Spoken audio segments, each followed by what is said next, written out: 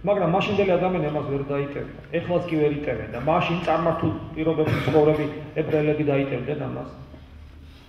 რამდენად დიდი ცოდვა ბევრი ლაპარაკის სიყვარული და რაც გეტყოდით ჟურნალისტთა პროფესიაზე. ბევრი ლაპარაკი, ეხლა მე ბევრს ლაპარაკობ. გაჩნია რას ლაპარაკობ. ლაპარაკი უქმე მეტყველება, ანუ როცა შენი სულის ენერგია იხარჯება უმიზნოდ, ეს დიდი ცოდვა არის.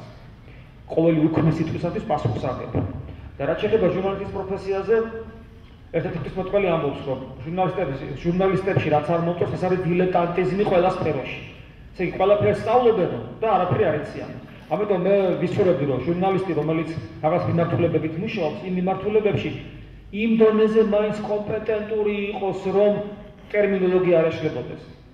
რაღაცა საკითხი განიხილავს, ტერმინოლოგია არ ეშლებოდეს. თორე ჟურნალისტი პროფესია ჩვეულებრივი, აუცილებელი და საჭიროა.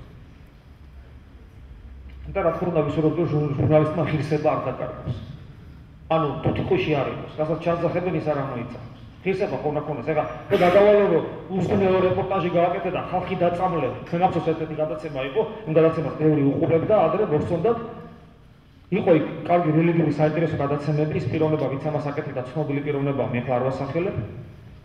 და აი იქ პარალელურად ისეთი უხამსო სიუჟეტები ქონდა, რომ გული აგარეოდა პირდაპირ. და მე ვამბობდი, რომ ეს კაცი უღრესად იქცევა და სანდო არ არის. არ არის სანდო რა. შენ იქ რელიგიურ თემებზე მიკეთებ გადაცემას და იქვე ისეთ გადაცემას მიკეთებ ანაშაზე, მარიხუანას. რომ ეს კინაღა მოწევა მოგინდებოდა რაც. ერთ-ერთი ასე და იქ გამოდიან აპოლოგეტები ანაშისა ჰოლანდიაშია, ხო პროექტები თავისუფლად როა და სასარგებლოა და რო ეს მაღაზიები და ხალხი მიდის და როგორ ეწევა. კრიტიკული ანალიზი კი არის. გული გამოსცემ. ერთ-ერთი გადაცემა იყო ჰომოსექსუალიტური წყვილი, კაცი და კაცი. გული აგარეოდა.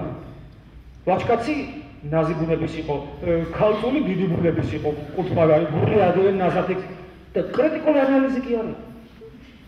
ეს კაცი სანდო არ არის ჩემ. იმიტომ რომ მას ზნეობრივი ამბოხი არ აქვს. და მაპატია რა, როცა შენ ზნეობრივი ამბოხი ზნეობაზე არ აგა. შენ რო სურო, ესე იგი ლამაზ სიტყვები მელაპარაკო, მე შენი აღარ მჯერა. ამიტომ ჟურნალისტს ღირსება უნდა ქონდეს. თვითონ არ იქცე.